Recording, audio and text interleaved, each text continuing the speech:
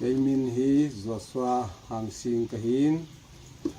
càng sức chinh phong cái hin lối nu min hi mina cái hin kasapa min hi tuần sinh cái hin gal mấy lấy gal không cái bát pana cái hồ hin giảm là đi cái in water supply mona su Assam Rifle ho to wa hin amo ko ma ka thai lu le sa sun amo han khat ni jo relief camp tin ahong payun ki sa su kom den na hin jun tarik di tha lang phung di vel lai hin pat jang mola to ke song mola hi ông chỉ cặp tàu vin phát giang mua là xin mấy thầy họ min kế sông lung ở xuân hồ gạt họ to ông chỉ cặp tàu vin thì sao chú kế cho gam lá dễ xuân kén sinh com lăng ở xuân tuy cần coi hin tuy su anh này lâu dễ su tuy su cái độc đút lệ thì này hi water supply in cần lung ở xuân cái lối nu to và sắp pa su mà hin cái kahung su kasapat galai hin mu sun papa tin ni ve hong ki somin in kovin athum vei san na chu eko man tapon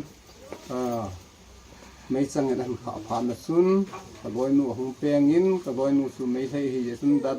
dada angang za dre an ti in cái thầy tàu le thì san an luong tan cái bôi nu đàn pom thầy in Assam Rifle ho MI room langa photo hanin first aid board ng kapon amo doctor ka umpowe kampandar bo kahi ativin amo hosun alon je ka heta povin cha chun amon oxygen bu pe win nawang su isan ge chun seres be se lowin ka hen aje chu an e ti khati tin khô ấy nó lại in em ai room kia cùng mà khai gen khô ấy nó lại in ấy hin la thì cha sun gari mà ông vợ lâu dị sun mi hòn commander pa sun ken risk la nang tin al risk la su ke ya la hin amahon ai po pi du ham katil lai chi chi talovin amahon police commando ho kovin isa chu ambulance hong win isa chu heng do ta wi ken kham je te pon aji chu ke chu kalung gel chu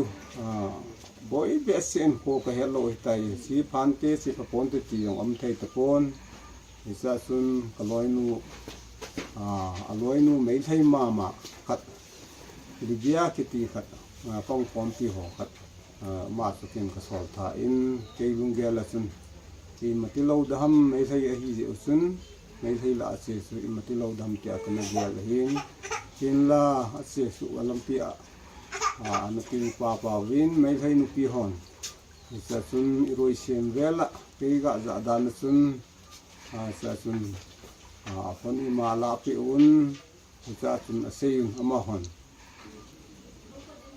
mấy thầy này hiểu hin non thì god đi nó đây lâu giờ Christian nó lụt hin toa hi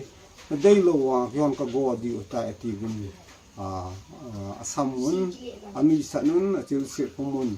cha chu thao thei khum wa ambulance sunga chu ko hi ti hi som lam ka kan sei no hi